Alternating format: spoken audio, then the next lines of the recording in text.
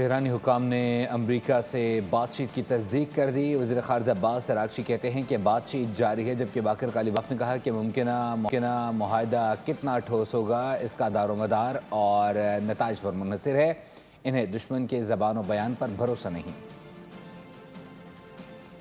مذاکرات کے ساتھ بیانات کی سختی برقرار رہی۔ ایرانی حکام نے واضح کیا کہ بامقصد بات چیت کا دار و مدار امریکی رویے پر ہے۔ وزیر خارجہ عباس عراقچی نے غیر ملکی میڈیا سے گفتگو میں کہا، امریکہ کے ساتھ بات چیت اور پیغامات کا تبادلہ برسوں جاری ہے، تاہم حتمی طور پر کچھ نہیں کہا جا سکتا۔ ہم قیاس آرائیوں کو اہمیت نہیں دے سکتے۔ باقر غالیباف بھی اسی قسم کی بات کر گئے۔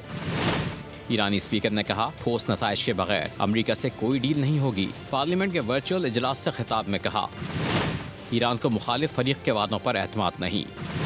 ایران اپنے عوام کے حقوق پر سمجھوتا نہیں کرے گا۔ جب تک نتائج واضح نہیں ہوتے، کسی معاہدے کا حصہ نہیں بنیں گے۔ سبسکرائب کریں اور بیل دبائیں تاکہ کوئی خبر رہ نہ جائے۔